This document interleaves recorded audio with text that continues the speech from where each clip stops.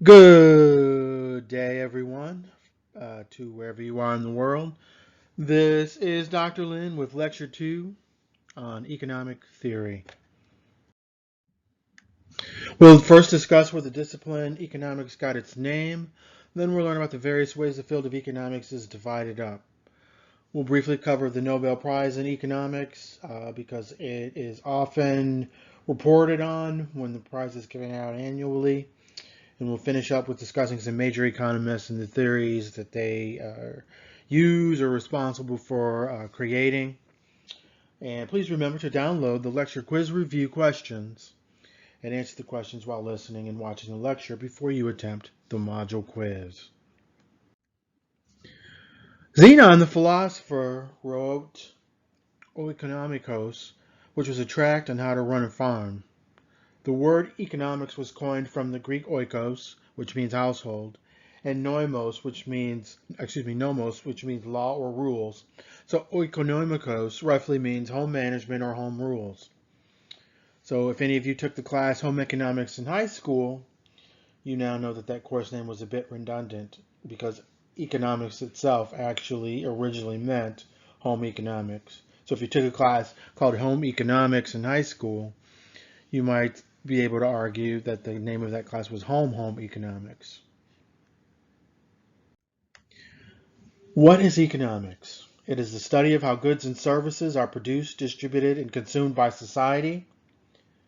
Because resources are assumed to be in short supply or scarce, in 1935 the field was described by the English economist Lionel Robbins as the science of scarcity.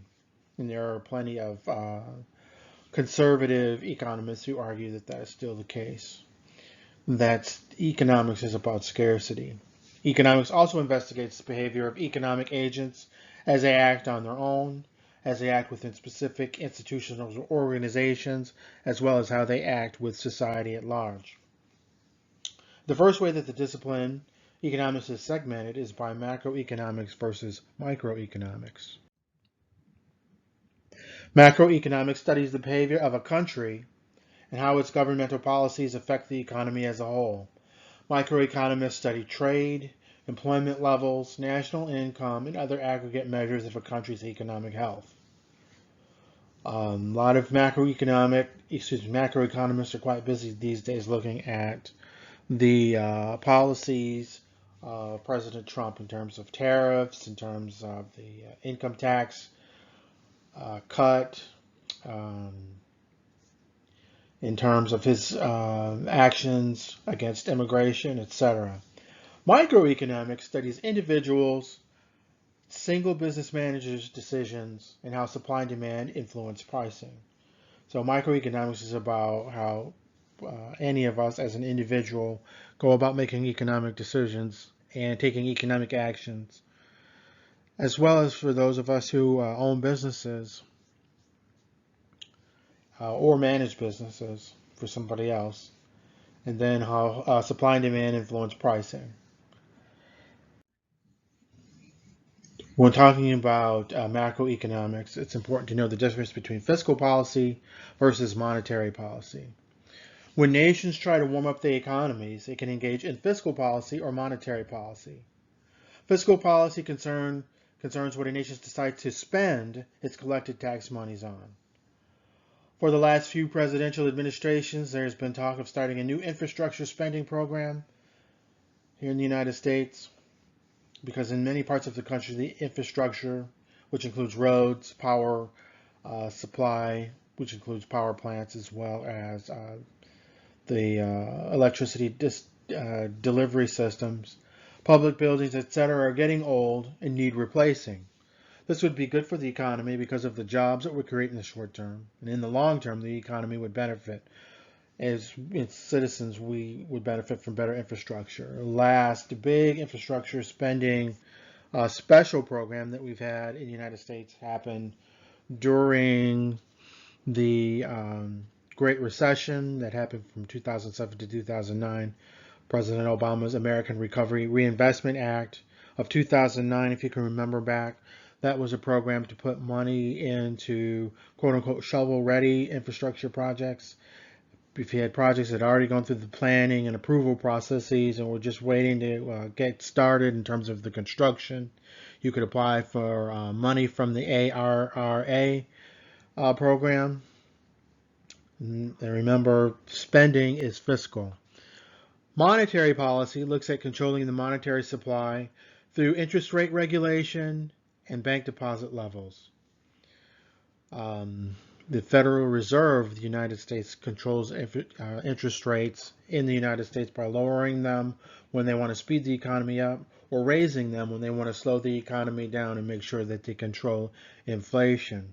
The Federal Reserve can also control the money supply by determining how much money banks have to keep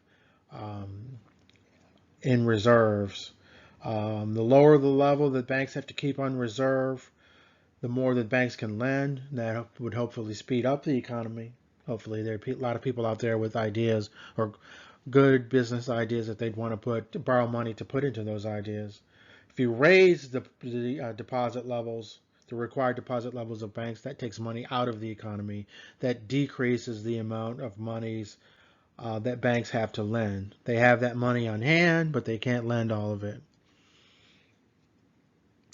A program that has been in the news for the last few years, or at least since the Great Recession, is the quantitative easing program, where the Federal Reserve used its own money to buy financial securities from banks. If the banks have financial securities to sell, they can sell those financial securities, and then they would have the money, the sale proceeds of the money that they got from the sale to lend. If they have that money to lend, that means hopefully there are business people out there who have ideas that they can borrow money from the banks to put into those ideas. The more businesses that are open up, the more products and services that are getting sold, and hopefully the more people who are getting hired as well. So monetary policy is about controlling the money supply and the quote-unquote velocity of money, the speed in which money rotates through our economy. When the money supply is high, when velocity of money is high, that means we're having good economic times or trying to stoke economic good times. When the money supply is being lowered or the velocity of money is being lowered, that means we're trying to slow down the economy because we fear inflation getting out of control. There are four types of economic systems. There's a traditional economy. This economy produces things that are based in tradition, culture, values, and beliefs. This is both good and bad because traditional economies are less likely to favor innovation. There are command economies where almost all economic decisions are centralized, and for the most part, the government tries to ensure all citizens are taken care of. There's an attempt to create full employment and affordable prices, but government officials take advantage of their power through corruption. This is what happens in socialist economies when the government tries to control the economy. There are market economic systems, which are attempts to separate the market from government control. Businesses are free to control their own activities, and if incentivized properly, will provide all the goods needed for a society or a nation. There's creative destruction within the market economic system, which basically means that if there is a business that's not doing well, that business will be allowed to fail, and then other businesses who are doing well can hire those new employees, and they can use the resources that the old failing business no longer needs. Unfortunately, in market economies, you can have profits over other values, which can create some situations where people are put behind profits. There can be the production of things that are harmful to people. And we can think of many things that you can buy in our economy that are actually bad for us. The market economic system is most akin to capitalist economies. There are also booms and busts, shortages and surpluses that are allowed to happen and to fix themselves as opposed to government intervention. There are mixed or hybrid economies, and these are usually some combination of command and market economies like what we have here in the USA. Even though we consider ourselves a market economy, the government intervenes in our economy in a number of ways. We subsidize and tax to promote or slow down certain industries. We have business regulations, and we use tax dollars to pay for certain things like defense and public education. There are numerous schools of economic thought, but I'm sorry, that should be the 11 we will cover in this lecture include classical economics, neoclassical economics, Marxist economics, developmentalist, mercantilist economics, Austrian economics, Schumpeterian economics, Keynesian economics, institutionalist economics, behavioralist economics, feminist economics, and complexity evolutionary economics. Adam Smith is known as the father of economics and is the main classical economics theorist. His most famous work is An Inquiry into the Nation and Causes of the Wealth of Nations, or The Wealth of Nations for short, in which he gave the world the metaphor of the invisible hand, that markets coordinate themselves without the need of government. Adam Smith advocated for free markets and competition. He argued against monopolies, and he also discussed the benefits of the division of labor, not only within a factory or a small business, but also at the international level. He's known for writing about how the Americas rose economically because of their trade with other parts of the world. One other theoretical division in economics is mainline economics versus mainstream economics. Mainline economic theory is in the tradition of Adam Smith, while mainstream economic theory is whatever is popular at any point in time in the discipline of economics. Applied Mainline Economics is a book written by some friends of mine at the Mercatus Institute of George Mason University. And if you are into economic theory, you might want to check it out. Neoclassical economics was fathered by Alfred Marshall. Neoclassical economics has the following tenets. People are always rational and have rational preferences between outcomes based on values. People act independently on the basis of full and relevant information, and Homo economicus, or economic man, uses his always rational mind to rationalize utility as a consumer and economic profit as a producer. Karl Marx is the most studied social theorist in American academia, as he's studied in history, political science, culture and arts, sociology, of course, psychology. Anyway, but he's probably best known for his economic thinking. The labor theory of value says that goods and services are commodities, which theoretically are only worth the value of the labor that went into producing those goods and services. Business owners are only able to achieve profits by underpaying for labor. Marx also discussed alienation. Workers are alienated from their work because of the division of labor. Those of you who work in big organizations know that you can be in a big organization for a long time and you may not even meet other people from other departments different from the department that you work in.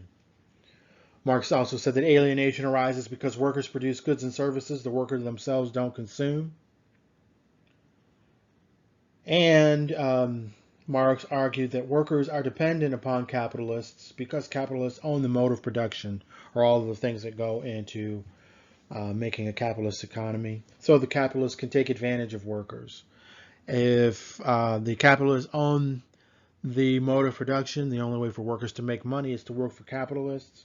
Capitalists know this, so they are able to take advantage of workers. There is a developmentalist or mercantilist economics, which theorizes about the stages needed for a country to go from poor to rich. Developmentalist economics argues that countries should provide literacy training for everyone or have universal public education, as the economist Esther Duplo, the person on the upper left-hand side, argued that there's a correlation between increasing education levels in a country with increasing wages in the country. Developmentalist economics also argue that homegrown businesses should be grown with government subsidies and with tariffs on goods imported into the home country. We want free markets eventually, but while we were young and poor, our country needs to protect our own industries and allow for the industries in our country to provide the goods and services that our country people need. The right, or the more conservative economists and politicians, says that this prevents a free market, but the left says that this potentially imposes capitalist systems in places where alternatives may make more sense.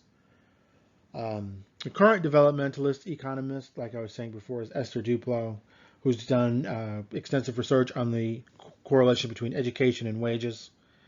She teaches at the Massachusetts Institute of Technology.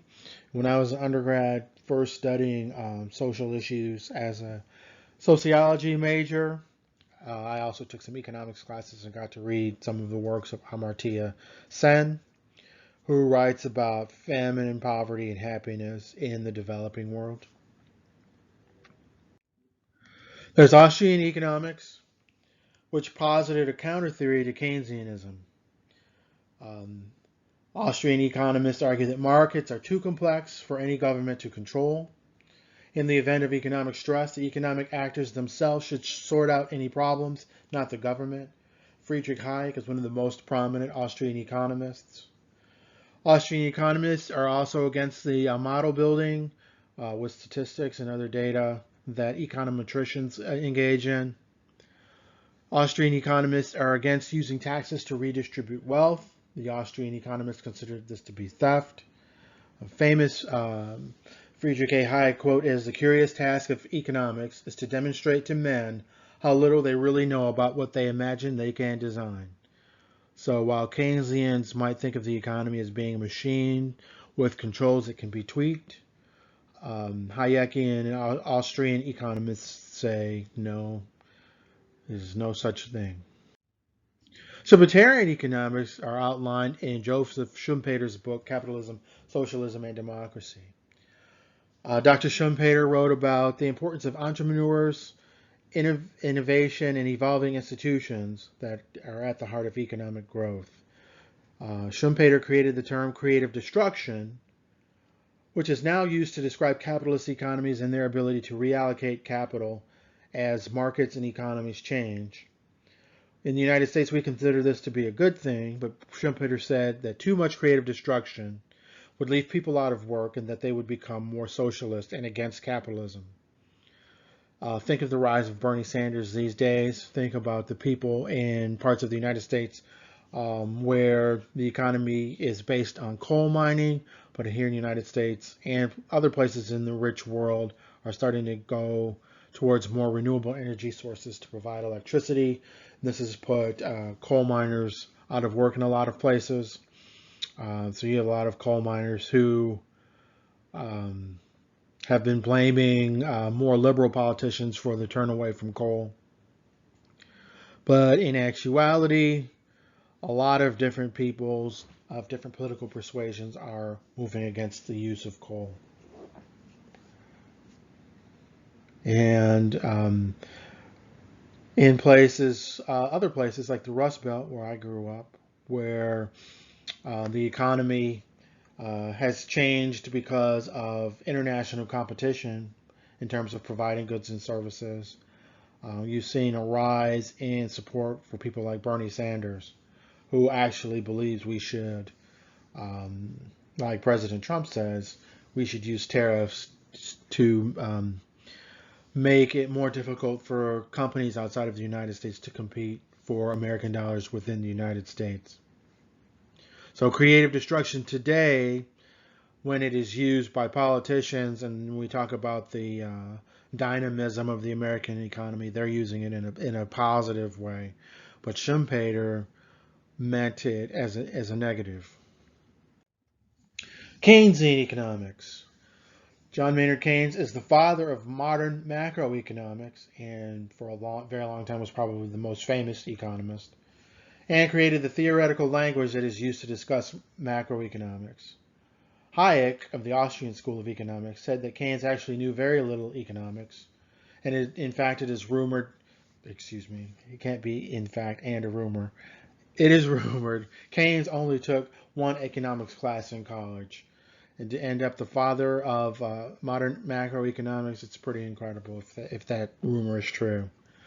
One of his famous quotes is, "Practical men who believe themselves to be quite exempt from any intellectual influence are usually the slaves of some defunct economist."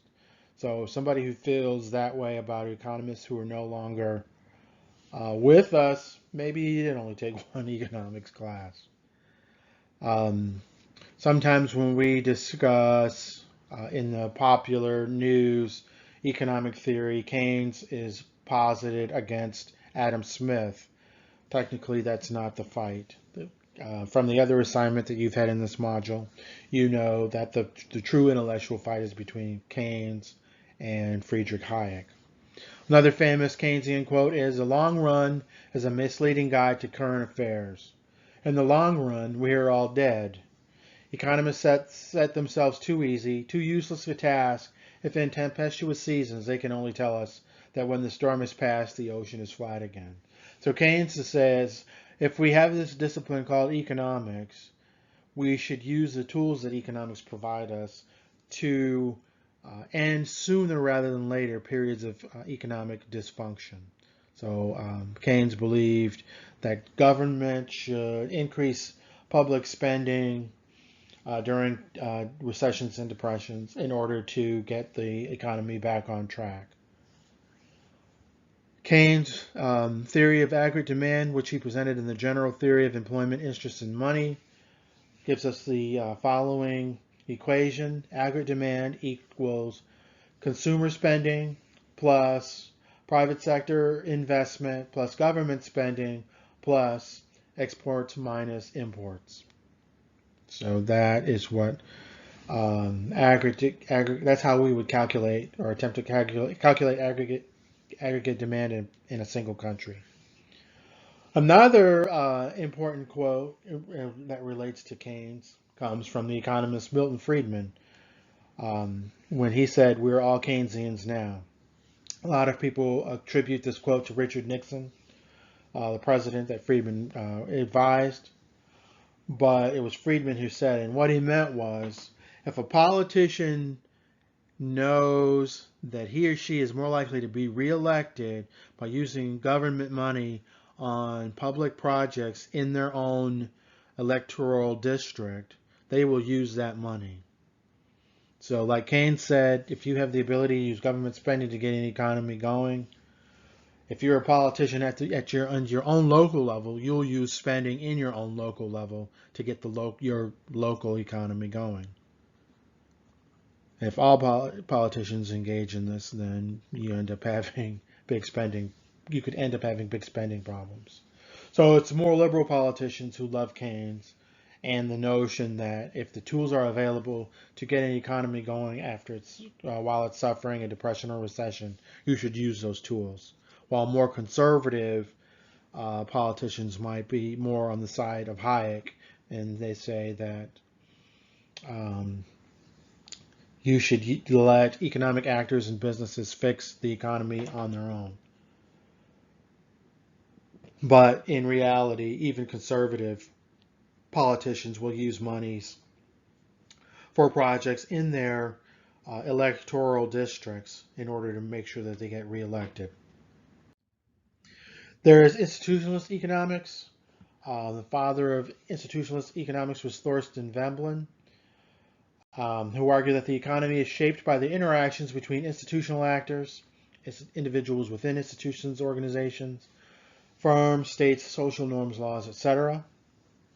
This is in contrast to neoclassical economics, which focuses more on the individual as an individual agent as opposed to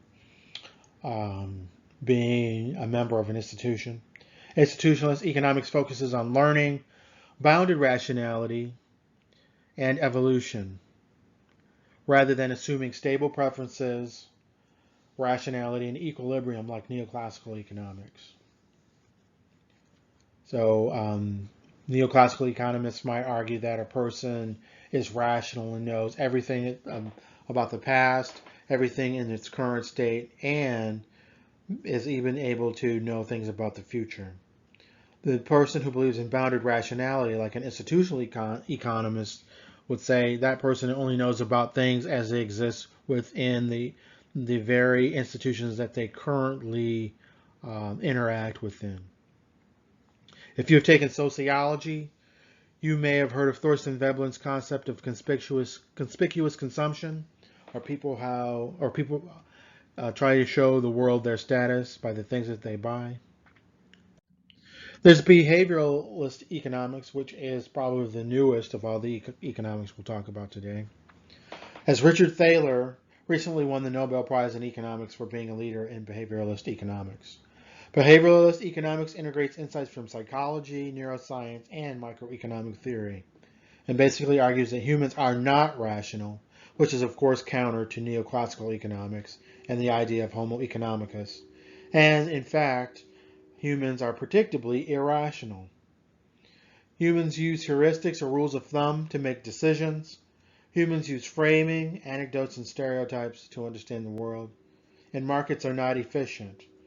Behavioralist economics believes that there can be bubbles, or asset prices can get out of hand and can eventually get to the point where they're not explainable by the fundamentals of the asset in question. There's feminist economics, and Marilyn Waring of New Zealand is considered the founder in her groundbreaking work, If Women countered the traditional economic field and its emphasis on the work of men outside of the home. Feminist economics says that the gender dimension is central to the study of economics because historically the division of labor in the household has downplayed the importance of the role that women held while working and running a household. Evolving institutions are important in shaping gender differences. Power relations and hierarchies matter. Policies are related to equality and emancipation. For example, the right to vote, the right for women to have financial independence, to participate in unions, to receive equal pay, etc. When discussing labor within feminist economics, unpaid activities like housework and family, elder, and child care are included. And feminist economics exists as a critique to masculine stereotypes behind the alleged rational, egoistic, objective, utility maximizing Homo economicus. There's complexity in evolutionary economics, which argues that economics are open, dynamic, nonlinear systems, economies are open, dynamic, nonlinear systems far from equilibrium. Built on, this theory, evolutionary economics is built on evolutionary biology and physics. And up in the left-hand corner is Sidney Winter, who is the father of evolutionary economics. Dr. Winter says that agents have realistic rationality as opposed to perfect rationality, similar to bounded rationality. Individuals use inductive heuristics or rules of thumb for decision making. They are subject to error and biases. We all have finite computing power. Being economic actors or living within a particular economy, we are constant learning and engaging in an adaptation process. And information is important wherever we get it. Agents and their interactions modeled explicitly, for example, as in agent-based modules or via explicit networks, as opposed to through the market only, or discussions of supply and demand, where only buyers and sellers interact. There's no sharp distinction between macro and microeconomics. Instead, the focus is on emergence, or that is how macro processes and patterns emerge from micro behaviors and interactions.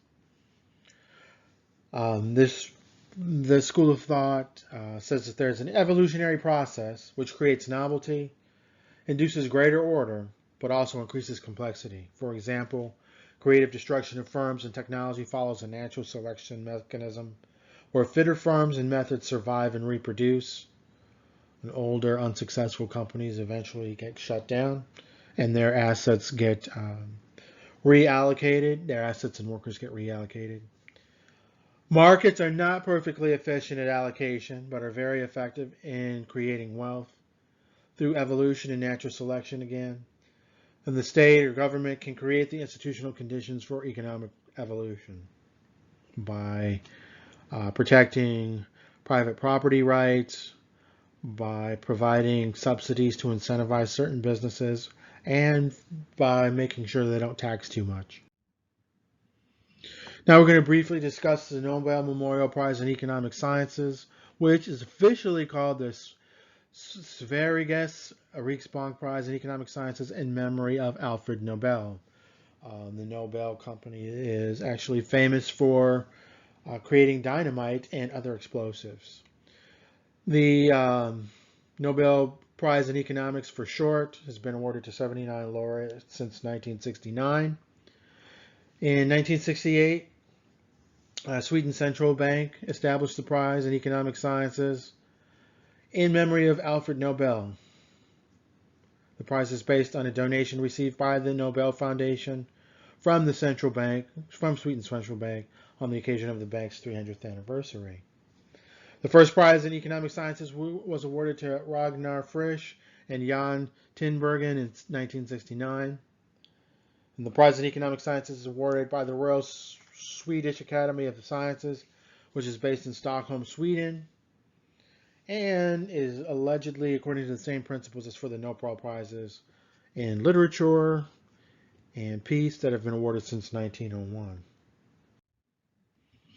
Some important Nobel winners include Dr. Elinor Ostrom, who was actually a political scientist, who won the Nobel in 2009 for her research into natural resource commons governance. Prior to her research, it was theorized natural resource commons had to be governed in private property regimes or by a central government, or people would take advantage of those commons and extract natural resources from them at unsustainable levels.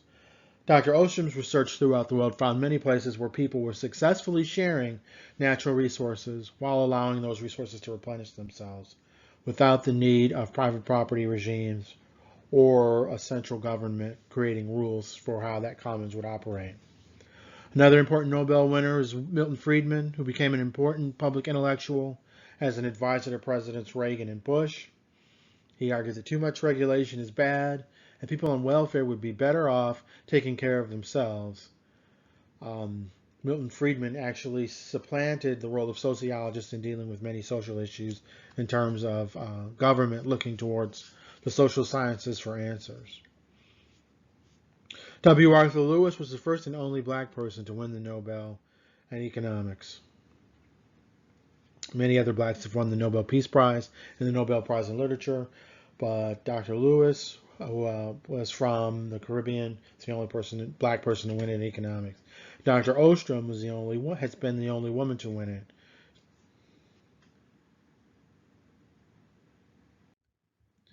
The Federal Reserve is very important here in the United States. As I've discussed before, very important for monetary policy. Federal Reserve is important in that it conducts the nation's monetary policy to promote maximum employment, stable prices, and moderate long-term interest rates in the U.S. economy. Federal Reserve wants to control inflation, keep it low for businesses, but sometimes the Federal Reserve also wants to ramp up inflation to get the economy cooking again. So it's a balancing act that the Federal Reserve has engaged in throughout its history. Federal Reserve promotes the stability of the financial system and seeks to minimize and contain systemic risks through the active monitoring engagement in the U.S. and abroad. The Federal Open Market Committee is a group of banking leaders who are based throughout the United States who assist the Federal Reserve in keeping an eye on systemic risks within the banking system. The Federal Reserve promotes the safety and soundness of individual financial institutions and monitors their impact on the financial system as a whole. The Federal Reserve is responsible for regulating banks that are, and the notion of too big to fail. Unfortunately, many people argue that many of the recent steps the Federal Reserve have taken to prevent too big to fail has actually made a handful of banks bigger than ever before. Federal Reserve fosters the payment and settlement system safety and efficiency through services to the banking industry and the U.S. government that facilitates U.S. dollar transactions and payments. So Federal Reserve is responsible for overseeing those of us who have direct deposit to our bank accounts. We no longer get stroked checks. And depending on the type of work you do, odds are you're not getting paid in cash. Although if you are, that is your business. Excuse me. And the Federal Reserve also promotes consumer protection and community development through consumer-focused supervision and examination, research and analysis of emerging consumer issues and trends, community economic development activities, and the administration of consumer laws and regulations. So if you've heard of predatory lending and the places in the United States where it happens more than others, it's definitely more predatory lending businesses in the American South than anywhere else in the country. Anyway, the Federal Reserve oversees regular consumer lending as well as the quote-unquote predatory lending. Federal Reserve also needs to make sure that home mortgages are being granted in various types of neighborhoods, not just all white or majority white ones. Important Federal Reserve chairs, at least to me, Janet Yellen was the Federal Reserve chair from 2014 to 2018 and has been the only woman chair to date. Paul Volcker was chair of the Fed under Presidents Carter and Reagan and is known for successfully fighting the high inflation rates of the 1970s and 1980s. During that time, we had what was called stagflation, high inflation, also with high unemployment. And economic theory prior to that time period said that you couldn't have high inflation and high unemployment at the same time, but we did back then. And then another important Fed chair during my lifetime is Ben Bernanke, who led the Fed through the Great Recession of 2007 to 2009. And Ben Bernanke once complained that, the Fed is responsible for monetary issues, but geez, we could have had a lot more fiscal solution attempts to get through the Great Recession as well. It shouldn't have been all monetary. Some other important economists include Eugene Fama and Robert Shiller. Dr. Fama teaches at the University of Chicago. Dr. Shiller teaches at Yale. And they actually won the Nobel in economics in 2013 at the same time, while being known for opposing theories. Dr. Fama is known for the efficient market hypothesis, sometimes abbreviated as EMH, which argues that financial assets are always properly priced. There can't be any bubbles or booms or busts in asset prices. And Dr. Shiller argues that assets at some point become overvalued into bubbles. Dr. Shiller's most famous book is the book Irrational Exuberance. He wrote that published it in the early 2000s while Chairman Greenspan was running the Fed. Another important economist to know is Simon Kuznets, who was actually the dissertation chair for Milton Friedman.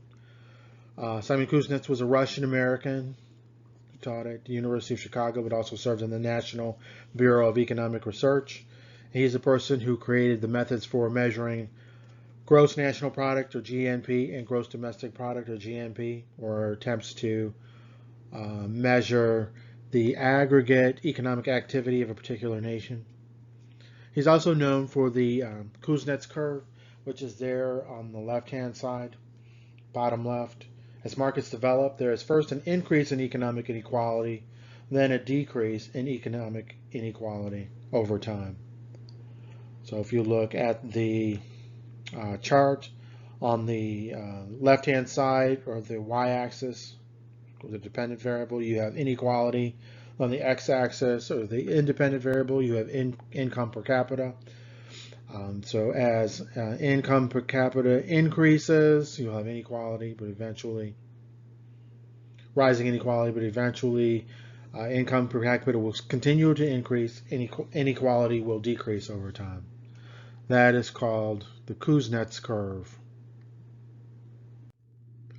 In conclusion, I hope you have enjoyed this second lecture on economics, which is probably the most media covered of the social sciences.